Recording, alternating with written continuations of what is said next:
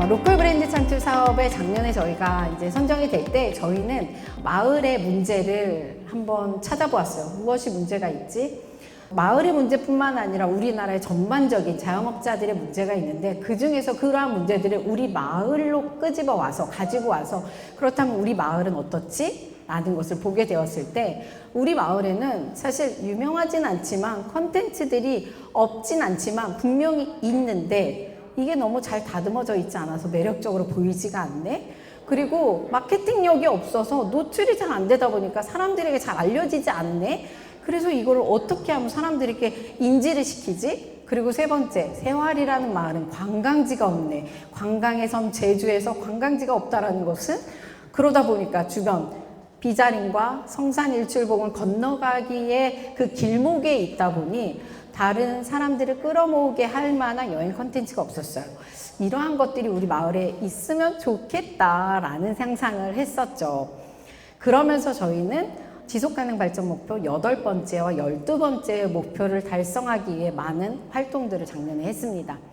지속적인 경제성장과 양질의 일자리를 한번 만들어보자.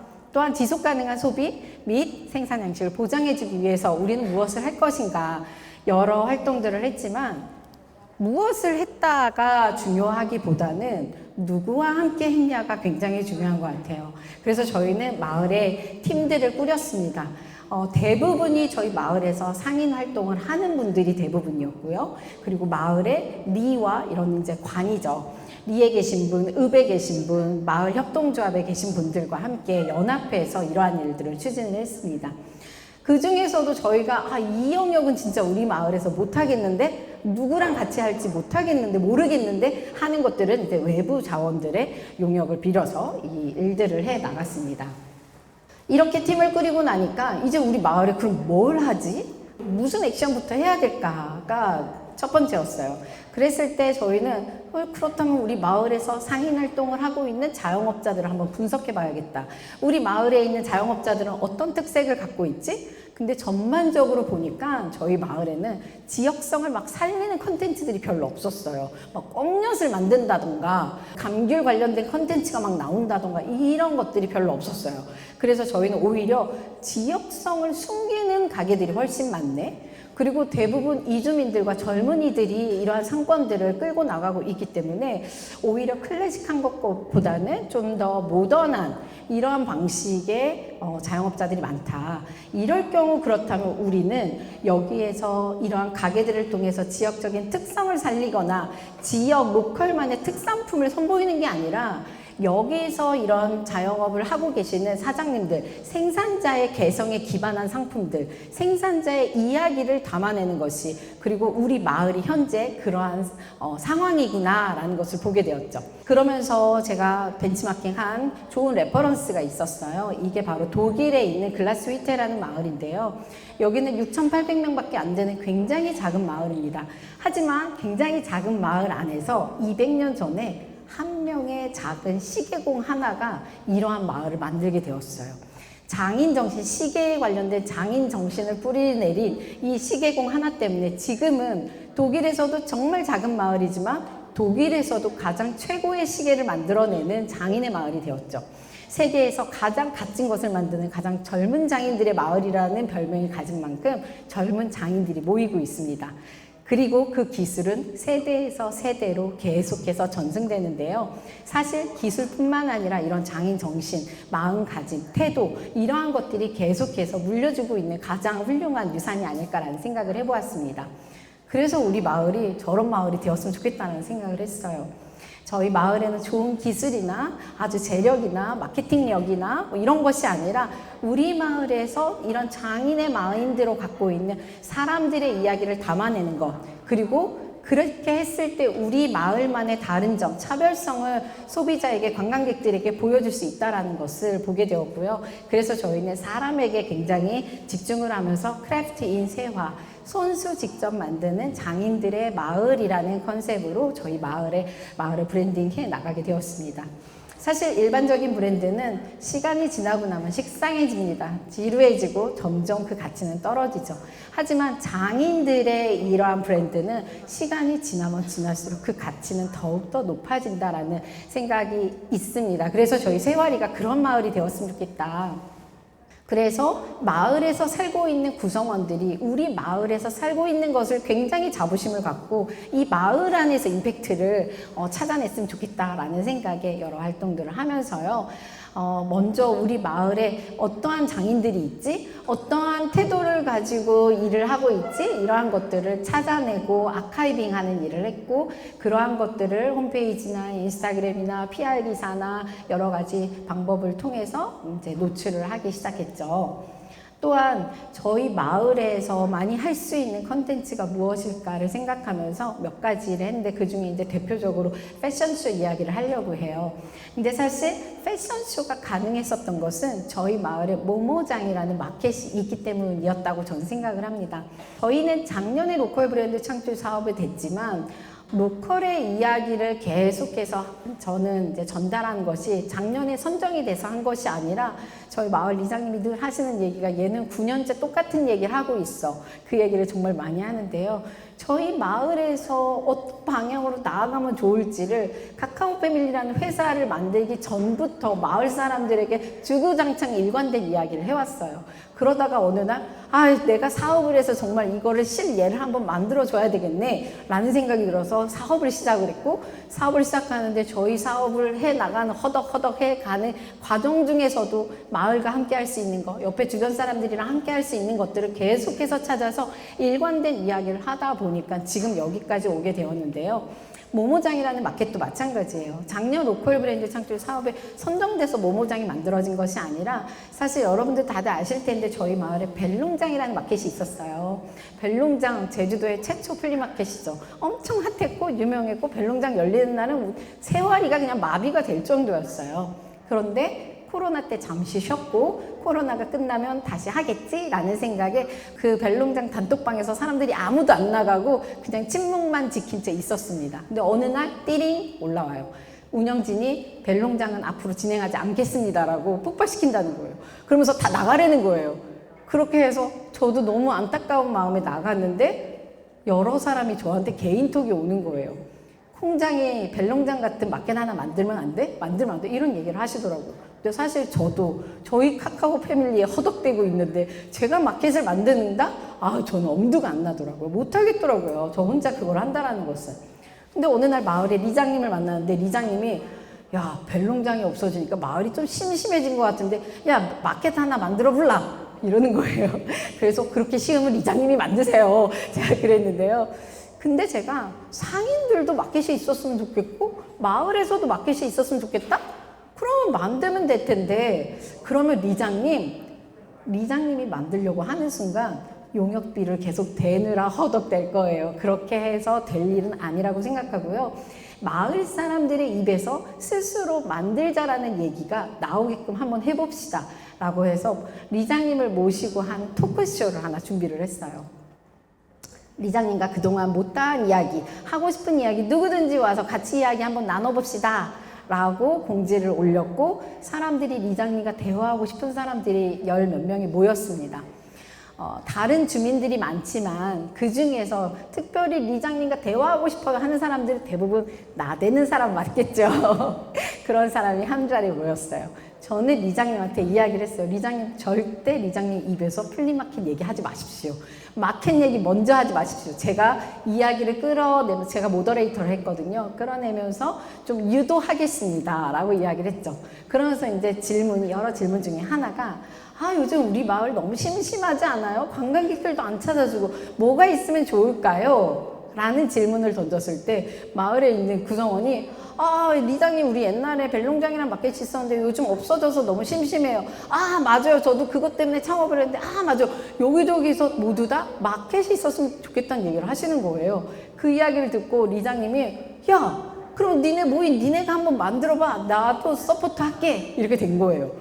그랬더니 모두 다 그 자리에서 만난 사람들이 우리가 만들 수 있을까? 저 혼자라고 얘기했을 땐 저는 못하겠다고 했는데, 우리라고 생각하는 순간 야, 해보자. 마을에서도 도와준대 하니까 그날로 거기 모인 사람들이 모두 운영진이 됐어요. 그리고는 3개월 후에 첫 번째 모모장 마켓이 열렸고 지금까지 2년 반 동안 5일에 한 번씩 지금 마켓이 꾸준하게 열리고 있습니다. 이렇게 해서 모모장이 만들어지고 나니까 이제 하나의 인프라가 만들어졌고 그 안에서 시도할 수 있는 것들이 많이 있더라고요. 그러면서 패션쇼를 열었는데요. 사실 로컬 브랜드 창출 작년에 사업을 하면서 제가 중요하게 생각했었던 것은 우리 마을에 있는 정말 보석 같은 컨텐츠를 갖고 있는 이 메이커들, 이 사람들이 일단 중기부에 로컬 크리에이터가 선정이 되었으면 좋겠다. 그러면 내년 25년도 로컬 크리에이터 선정이 되려면 올해 우리의 역할은 그들에게 레퍼런스를 만들어 드리는 일을 해야 되겠다라고 생각을 했어요. 그래서 누구를 먼저 레퍼런스를 만들어 드릴까를 생각하다가 이 패션 디자이너 한 사람을 우리의 참여 기업으로 하면서 이분의 레퍼런스를 만들어 드리기 위해서 사실 저는 패션쇼를 열었어요. 물론 패션쇼를 통해서 마을이 알려지고 사람들이 오게 하고 마켓이 더 흥해지니까 매출도 더 나고 이런 부수적인 결과들은 만들어졌지만 사실 제가 패션쇼를 연 거는 딱 하나였어요. 이 패션 디자이너를 올해 로컬 크리에이터 꼭 선정되게 만들자. 근데 참고로 25년도 로컬 크리에이터 선정되었습니다. 뽑아주셔서 감사합니다. 그랬는데요. 이렇게 시작했지만 사실 마을에서는 너무 색다른데? 세월이 바다에서 그것도 마을 주민이 모델이 되어서 우와 비전문가스러울 줄 알았는데 굉장히 전문적으로 프로페셔널하게 마을 주민들이 다가가는 걸 보면서 이 패션쇼는 이제 매년 하는 축제로 마을에서 하자라고 리장님이 땅땅땅 했고요. 올해는 또 다른 컨셉의 패션쇼를 준비를 하고 있습니다. 그리고 세화에 오면 또 무엇을 하면 좋을까? 이것 또한 2년 반 정도 됐는데요. 얘는 세활이 세계 여행이라고 해서 저희 가게에 고객님들이 오시면 옆에 주차장이 있는데 차를 세워서 저희 가게에 들렸다가 다시 차 타고 서귀포로 넘어가던가 제주시로 가버리더라고요. 근데 제가 아는 세활이는요, 서울에 출장 갈 때 사 먹은 그 음식들보다 세화에서 먹은 음식이 훨씬 맛있고요. 세화에서 파는 것들, 세화에서 구매하는 것들이 만족도가 저한테는 되게 높더라고요. 그 이유가 뭐지? 화려한 거는 서울이 조금 더 화려할 것 같은데 왜 세화리가 나는 더 품격 있어 보일까를 생각했을 때 그것을 만드는 메이커들, 사장님들을 제가 알고 있기 때문이라고 생각했어요. 그래서 그렇다면 사람들에게 마을을 찍고 갈 때 그 마을에 있는 어떤 컨텐츠를 찍고 가게 하겠느냐, 맛있는 음식을 선보일 것이냐, 그 맛있는 음식을 왜 만드는지 사장님의 이야기를 들려드릴 것이냐, 이 두 가지 중에 저는 후자를 선택을 했어요. 그래서 세활이 세계 여행이라는 컨셉을 만들게 되었답니다. 이 여행 프로그램은 내일도 47명이 이거를 참여하러 또 오시고 지지난주에는 150명의 또 학생들이 또 이걸 참여하러 오셨었는데요. 세화에 처음 시작했었던 가게는 4개에서 8개에서 지금 12개 가게로 확장이 되었고 각 가게들마다 국가의 컨셉을 잡았어요. 그러한 국가의 컨셉을 왜 잡았는지, 사장님은 왜 여기서 헝가리에 화장실을 만들고 있는지, 이분은 왜 튀르키예 카이막을 제주에서 하고 있는지, 이러한 이야기들이 여행 컨텐츠에 담겨 있다라고 보시면 됩니다. 이렇게 했더니 이것 때문에 사람들이 오게 되고 그러자 저뿐만 아니라 함께 참여하는 사장님들이 뭔가 내가 마을을 위해서 일조한 것 같아, 내 작은 노력을 한 것 같은데 이 작은 노력이 이것 때문에 마을에 사람들을 오게 하네? 뭔가 나도 마음에 도움을 주고 있는 사람이 된 것 같아 라는 그 만족감이 엄청 올라오면서 더 적극성이 발휘되더라고요. 그러면서 계속해서 하고 싶고 이게 없어지지 않고 계속 활발하게 할 수 있기 위해서 어떡하지? 라는 고민을 옛날에 저 혼자 했다면 이제는 같이 하는 분위기가 이제 조금씩 형성되어져 갔습니다. 로컬 브랜드 창출 사업에서 2가지의 큰 꼭지가 있어요. 하나는 로컬 브랜드 확산 활동이고요. 그 다음 또 하나가 장인학교입니다. 사실 이 장인학교는 제가 많이 좀 아쉬운 부분이기도 해요. 왜냐하면 이 장인학교의 규정상 예비 창업자들을 위해서 장인학교를 실시해야 된다는 겁니다. 저는 마을의 소상공인들 대상으로 교육을 하려고 했는데 세화에서 창업할 예비 창업자들을 대상으로 하는 교육이 해야만 했고 어쩔 수 없이 그들을 모집해서 전국에 모집했을 때 58명이 신청했고 그 중에서 40명을 선발해서 세화에서 8박 9일 동안 이 장인 학교가 열렸는데요. 저희는 F&B에 조금 더 특화된 창업 캠프를 열었습니다. 대신 지역에 있는 소상공인 사장님들은 언제든지 오셔서 강의를 들으실 수 있도록 항상 오픈을 해 두었고요. 거기에 열심히 참여하신 분들이 또 올해 로컬 크리에이터 선정되기도 하고 하시더라고요. 또한 이분들을 데리고 이제 세화에서만 머물 것이 아니라 우리 제주도라는 것은 이제는 양양과 강릉과 또 부산과 국내에서의 경쟁이 아니라고 저는 생각했어요. 제주도는 대한민국이다라는 마음이 들 정도로 글로벌하게 경쟁을 해야 된다라고 생각을 했고, 그래서 이번에 장인학교에 참여한 학생들 중에 선발해서 이들을 베트남의 호치민 대학 한국어과 학생들이랑 같이 관계를 맺고 베트남 호치민에서 그들만의 로컬 콘텐츠들은 어떻게 이어져 나가고 있는지 그걸 현장에서 경험하고 돌아오는 되게 뜻깊은 시간을 가졌습니다. 이렇게 해서 8박 9일의 여정이 모두 마무리가 되었고요. 그 중에 저희 장인학교의 가장 1등 수료자가 전국대회에서 2등을 수상하는 또 영광을 누리기도 하였습니다.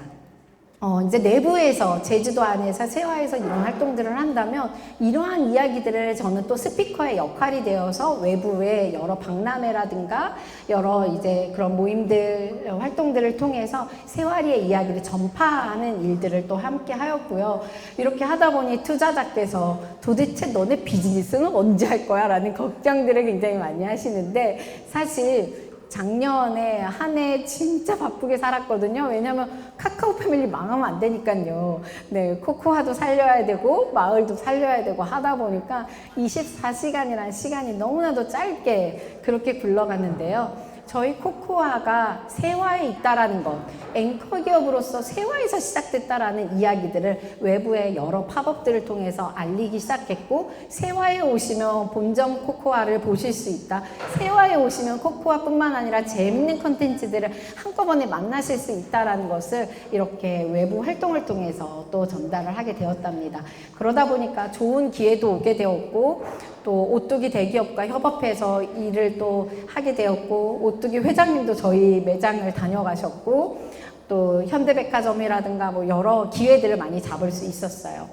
그 중에서 또 가장 중요하게 생각했었던 게 메이커 스페이스였는데, 작년 이 로컬 브랜드 창출 사업까지는 이 메이커 스페이스를 구축하는 단계라면 이제 올해는 벌써 반년이 다 지나갈 것 같은데요. 올해는 이 메이커 스페이스를 운영하는 거에 집중을 좀 하려고 합니다.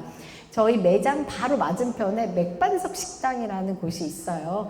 그런데 그 곳을 이제 저희가 임대를 해서 저희 메이커 스페이스 공간으로 만들게 되었는데요. 이렇게 보시면 여기가 저희 매장이거든요. 근데 바로 맞은편에 이렇게 있어요. 그러자 저희가 마을에서 이런 노력을 하고 있다, 이것들을 너무 갸륵하게 생각해 주셨는지 마을의 읍장님께서 저렇게 횡단보도도 만들어 주셨답니다. 바로 이어서 왔다 갔다 하게. 그래서 저희는 이 공유 주방을 이 즉석 판매할 수 있는 그런 공간인데요. 이 주방을 같이 쉐어해서 이제 창업하고자 하는 청년들이 창업하기 전 단계 인큐베이팅 공간이라고 보시면 돼요. 저희는 F&B 쪽의 비즈니스를 하고 있어서 그쪽 분야를 도울 수 있는 것들이 분명히 있을 것이고, 또 이분들은 첫 시작하는 데 있어서 막막할 텐데 그 막막함을 마을이 너를 돕는다라는 말처럼 우리가 함께 한다면 분명히 좀 좋은 시작점이 될 수 있지 않을까라는 생각에 이 메이커 스페이스 공간을 올해 좀 잘 좀 운영해 보려고 합니다. 로컬 브랜드 창출 사업을 지금 1년 동안 하면서 여러 성과들이 있었습니다.